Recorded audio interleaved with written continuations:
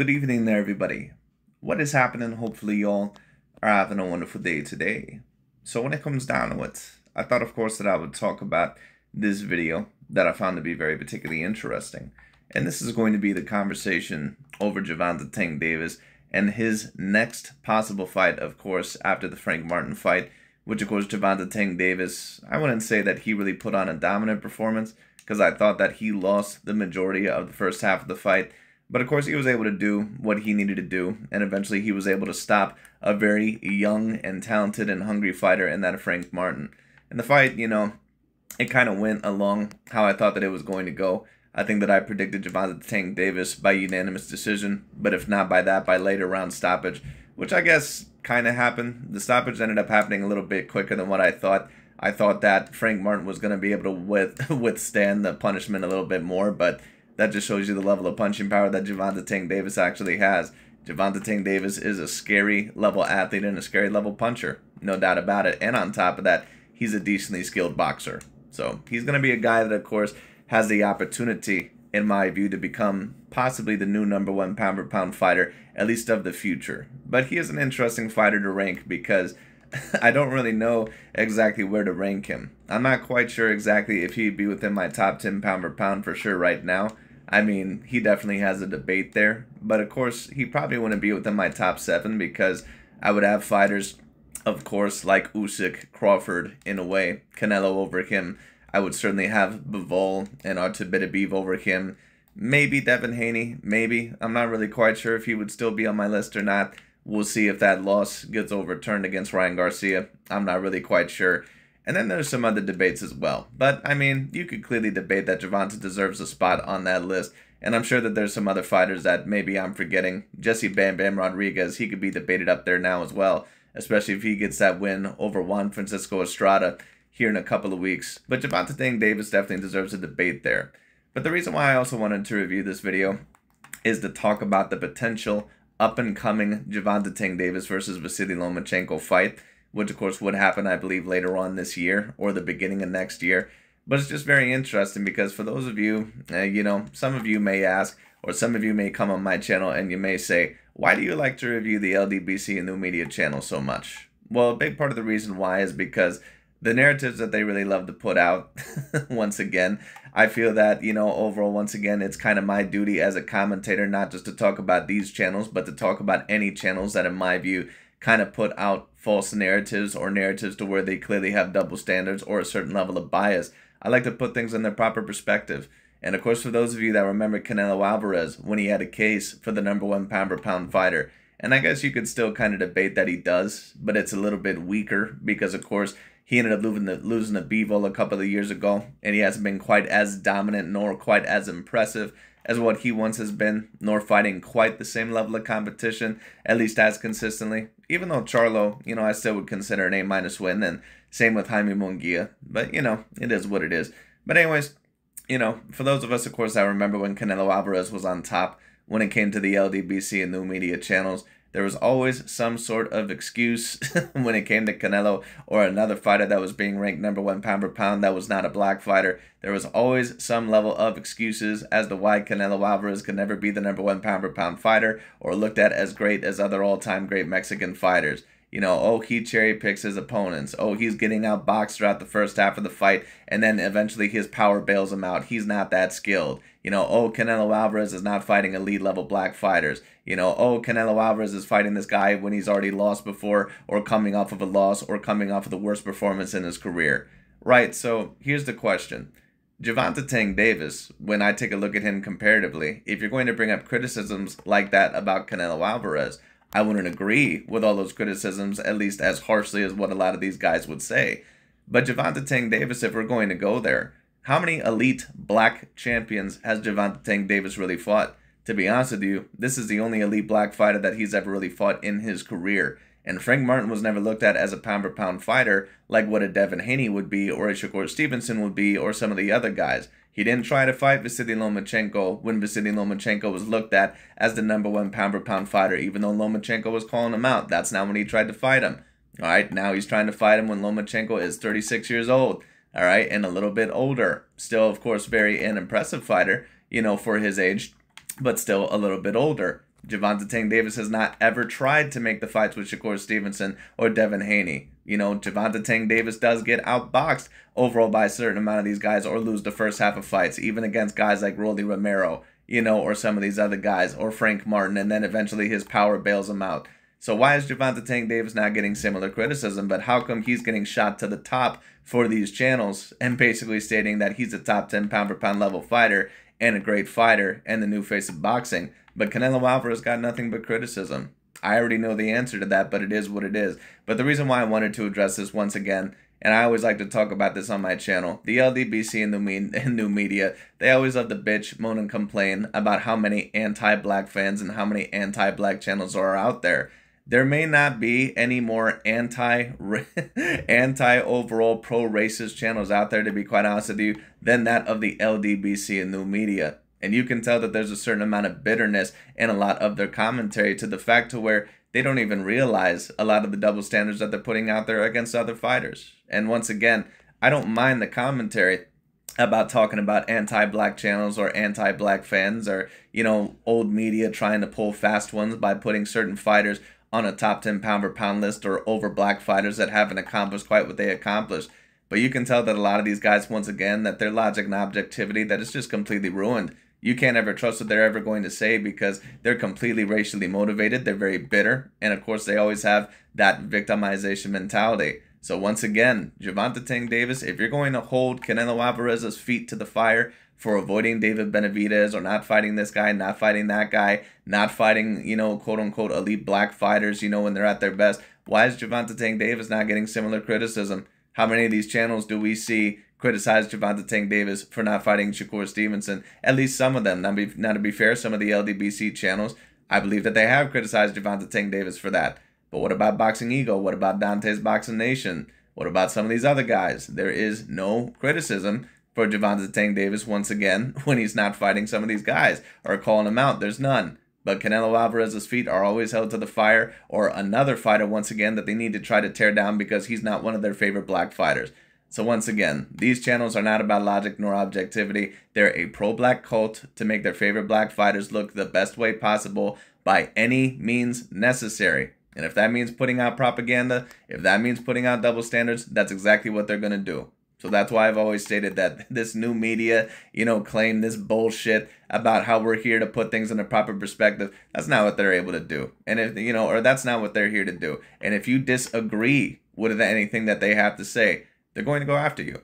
It is what it is. But anyways, let's get into it. Let's see what they have to say. And of course, for those of you that remember a certain amount of the narratives that Canelo had to deal with when he was looked at as being on the top, we of course remember that Canelo Alvarez, that he was allegedly fighting a Sergey Kovalev when he was completely washed up. Even though of course, once again, you know, he was fighting a guy, you know, who was coming off of 2 good wins over that, I believe, you know, of Anthony Yard, and of course also that of Eleider Alvarez. Of course, Sergey was not quite the same fighter as what he once was, but one could argue that Lomachenko right now is not either. So once again, why all of a sudden is Lomachenko at a very great point in his career when he's 36 years old? And apparently all these excuses for Canelo, for example, you know, that, oh, Canelo Alvarez, he fought Gennady when he was 36 years old. Right, well, Lomachenko has multiple losses on his record right now against other contemporaries that Gervonta Tank Davis, really, to be quite honest with you, already probably should have fought or tried to get in fights with in Teofimo Lopez and Devin Haney. You know, but, you know, Dante's Boxing Nation and some of these other guys, they're saying that, oh, well, Lomachenko is at one of the best points in his career. That's not what you were saying when, you know, Canelo Alvarez was fighting guys around that age, even though they were very clearly overall at a good point in their career. So once again, all these guys are full of shit. It is what it is. All right? But anyways, let's get into it. Let's see what Mr. Boxing Ego has to say. Now, a lot of the haters, the naysayers, the negative Nancy's, the toxic crusaders, the usual suspects, old media, the shape shifters. A lot of them had... It's not just old media that's quote-unquote the shape shifters. What they mean by quote-unquote old media is non-black fans, or fans that are going to go against their agenda, or people that are going to go against their agenda. That's what they're talking about. New media is just as racist, if not even more racist than that of old media. To be honest with you, I'm quite certain that they're more racist than that of old media. At least old media, if you were going to make a case that they're racist against black fighters, at least they put certain fighters like Andre Ward and Terrence Crawford and Floyd Mayweather at the top of their pound-for-pound list. Where do you ever see one of these channels that ever say, you know what, put Canelo Alvarez at the #1 pound-for-pound spot? Put Usyk or Inoue at the #1 pound-for-pound spot, or at least debatably say that they're in the conversation because they have similar accomplishments and a similar enough resume to that of a Crawford or somebody else. You're never going to find it because, once again, they're making sure they're damnedest that that's not supposed to happen. A lot to say. And they love, once again, these guys love to bitch, moan, and complain about how Lomachenko, he's getting pushed to the top way too early. He doesn't have the accomplishments. Right, so let me ask y'all something. Where were you guys when Champside, for example, that channel, when he was putting Jaron Boots Ennis on a top 10 pound-for-pound list and he had no belt? Then all of a sudden it's, oh, well, you're just mad because, you know, black people overall, you know, that, you know, we're just liking who we're going to like. Right, but that's pretty much all the LDBC and new media bitches, moans, and complains about, which is that certain fighters overall are being ranked way too high at a way too early stage because they don't have the level of accomplishments yet. Right, so then, once again, where are you guys, once again, bitching, moaning, and complaining about Gervonta Tank Davis being top 5 pound-for-pound when he hasn't defeated anything close to a top 10 level pound-for-pound fighter, you know? And then on top of that, Jaron Boots Ennis being ranked top 10 with no belt on certain lists out there. Where are you guys for that? About Gervonta Davis, constantly hating. Because for those of you that have seen my channel within the past, you know, I get certain people that come on my channel and claim that, you know, oh, I can tell that you're an anti-black channel. Well, no offense against you, sir, or whatever you may be. But for those of you, once again, that claim to be on my channel, once again, and claim it to be an anti-black channel, then you haven't watched enough of my videos. Because for those of you that have seen my videos in the past, you've known that in the past that I've said that in a way that I said that at one point in time that I thought that he was the most overrated top 10 pound-for-pound fighter on the list. You would know that I stated that. You would also know that I've been very harsh in my criticisms towards Vasyl Lomachenko and overall towards other fighters as well. You know, when it comes down, so once again, you know, I get certain people, especially from some of these channels that come on my channel and they claim that this is a quote-unquote anti-black channel. No, sir, this is not an anti-black channel. You just don't like what I'm saying. It is what it is. Trying to find things to complain about. And it's so funny because all of my content, the great thing about making online content and having your business fully online is you get instantaneous feedback. And there's a paper trail and breadcrumbs of everything that you've done. Like, not all jobs work like that. So I'm very blessed. I'm very fortunate. Hopefully you guys enjoyed the channel. But I'm fortunate and blessed to be in a position where I can always date back my work and be like, hey, remember this video? And show you guys the footprints and the footprints in the sand of things that I've said that came true. You know, it is what it is. And a lot of people hated on Tank Davis. I told you that was a thing. He has a lot of support, but he also has a lot of hate. And yes, that's what happens when you're one of the top guys within your profession. It was the same thing with Canelo Alvarez. That's how you can truly tell who is the new up-and-coming king and who also is, you know, the new up-and-coming next guy. Because when not only, once again, when you have a bunch of people that adore that guy and that they have a bunch of fans, but they also have a lot of haters as well. Maybe even potentially more haters than what they have fans. You know, which is pretty much very similar because they put just as much energy into that fighter, if not even more, as what the fans do, because they always try to tear them down. Like Dante's Boxing Nation, you know, for him, you know, apparently not liking Canelo Alvarez, he puts the most amount of energy into Canelo Alvarez out of any boxing commentator that I've personally seen. Like, even when fighters, like, you know, and certain commentators have kind of mentioned this to me as well. Like, even when Dante's Boxing Nation or Aki TV, you know, or some of these other guys, even when, you know, they're not mentioned, like, or it's not, it doesn't have anything to do with them. It could be a completely different separate fight or a different fighter. Canelo Alvarez is immediately mentioned. You know, it was the same thing with Floyd Mayweather Jr. or it's the same thing with Michael Jordan. That's how you know who is truly the king. The haters say stuff about... And Gervonta Tank Davis is starting to get into that conversation. Canelo Alvarez right now still might be somewhat the face of boxing, or maybe quote-unquote the king, if you want to talk about that in certain regards. But his time is coming to an end soon, at least when you talk about that reign, because Canelo Alvarez, I don't know how much time he's going to have left, but it's very clear that Father Time is starting to knock on the door. It's been knocking on the door a little bit for the past couple of years, but it's not all the way there yet. He still has a little bit more time, but we'll see how much more time left. Lomachenko and Tank would lose to Lomachenko. The work I've already done, I told you guys Lomachenko looked sharp in his last performance with George Kambosos. He took a guy who's game, who's durable, fought him in his backyard, and what Devin Haney couldn't do, and Devin Haney, keep in mind, Devin Haney's a rated top guy, especially at 135. He's a top guy at 135. He was undisputed at 135. He beat Kambosos at 135 2 times. So in 24 rounds, what Devin Haney couldn't do, Lomachenko, not having the most activity, I would say, with being in a war-torn country and with not having the size of like a Devin Haney, somebody who's going to replenish and rehydrate 25 pounds, that's not really Lomachenko's bag. He doesn't look like he has these crazy weight cuts and then balloons back up. No, because Vasyl Lomachenko really is not a natural 135 pounder. He's really someone that should be fighting at 130 pounds. But because he's so greatly skilled, he has to fight there, because if he fights guys that are naturally his own same size, even if they're A-grade level fighters, the fights aren't even going to be even slightly competitive. That's, so Lomachenko, really, to be quite honest with you, even to be in somewhat of a relatively competitive fight, the guys pretty much have to be 2 weight classes bigger than him, like a Teofimo Lopez or a Devin Haney. 20 plus pounds overnight. So based on that, Devin Haney does do those things, and Devin Haney had 24 rounds in Australia to try to stop Kambosos, but he wasn't able to solve that puzzle to get Kambosos out of there. And I agree with you, Mr. Boxing Ego. Vasyl Lomachenko did come off of a very good performance over that of George Kambosos. But why all of a sudden is it not that, well, George Kambosos came off of a bad performance?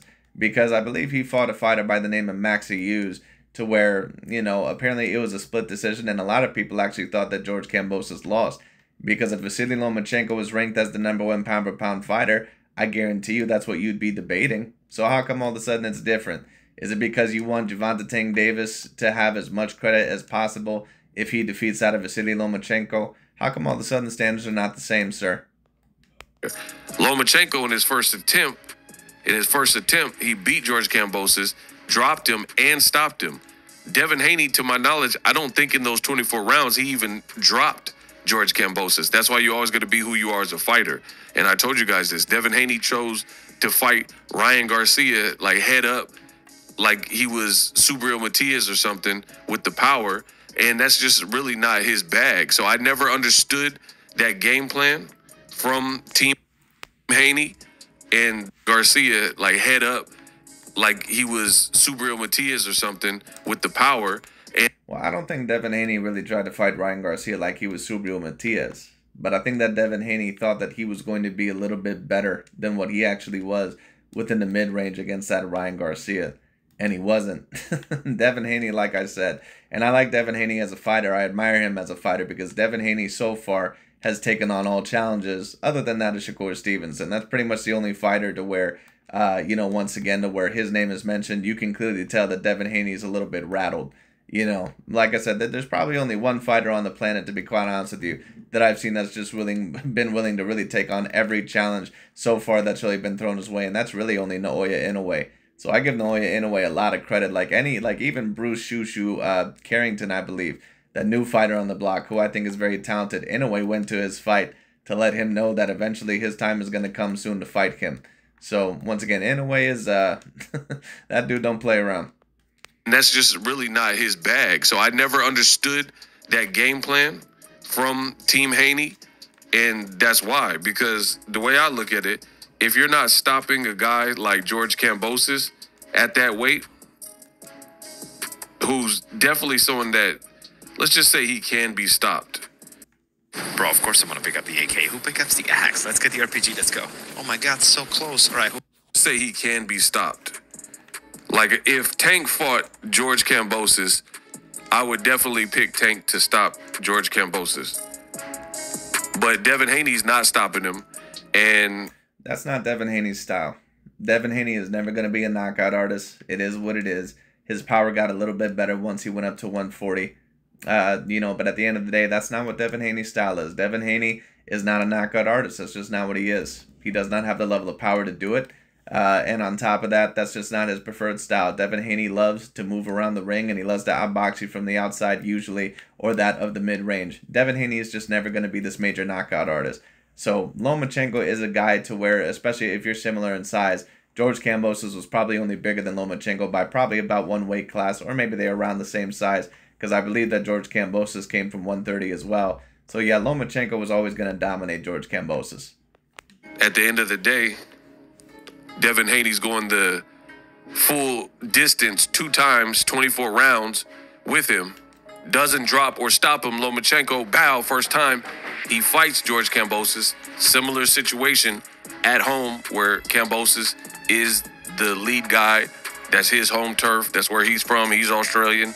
And Lomachenko stops him. So fast forward to the future, Lomachenko's coming off of a good win, and he's coming off looking sharp. Now, the shapeshifters, what they're going to do is if Tank beats Frank Martin and these talks intensify, and let's say Tank really fights Lomachenko, old media is going to make a bunch of excuses like, oh, he was just old and Lomachenko was too old for him, etc. But Well, Mr. Boxing Ego, here's the question that I have for you. We heard that Canelo Alvarez, when he was fighting Sergey Kovalev, that Sergey Kovalev was no longer the same fighter because he had already been knocked out multiple times, and, apparently, he was just a little bit too old at that given moment in time. We heard that he fought Gennady Golovkin at 36 years old, and that Golovkin was a little bit more aged as a fighter. This is what we heard, afterwards, when no longer Gennady Golovkin, when you needed to tear him down, but you needed to tear down Canelo Alvarez. We've heard this, with a multitude of other fighters, similar excuses. So how come all of a sudden, when it comes to Vasyl Lomachenko at 36 years old, how come all of a sudden, when it comes to this standard, Lomachenko is at, debatably a great point in his career? How come people cannot make the excuses just like you made the excuses with Canelo Alvarez opponents, or other opponents of other fighters that you needed to tear down? How come, Vasyl Lomachenko, it's not a valid point to bring up that he's 36 going on 37? Or that he's already had multiple losses in his career? How come all of a sudden you're not bringing up these points?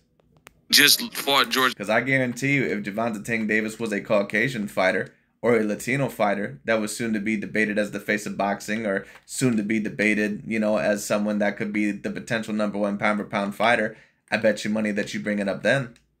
Kambosos and look good, so you can't say he was too old. But that's what they're going to do because they feel if Tank beats Frank Martin at this stage of his career, I don't know who's going to pick Lomachenko to beat Tank when he lost to Teofimo younger, he lost to Devin Haney close younger. Tank is just a destructive animal. I really see, and this might sound crazy to y'all, I could see Frank Martin being a tougher fight than Lomachenko because he had. I think that's very possible as well. And not because that Lomachenko is not extremely skilled, but Lomachenko is a guy that's about a natural 130-pounder. Frank Martin at least had a little bit of size over Gervonta Tank Davis. Lomachenko is just really not going to have anything over Gervonta Tank Davis.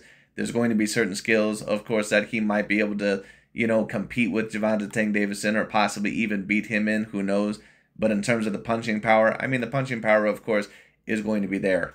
But if you're talking about, Lomachenko beating Gervonta Tank Davis in terms of the punching power, I just don't see that happening. This fight really was, it's still a good time for the fight to happen. Vasyl Lomachenko, I still think is an A-grade level fighter.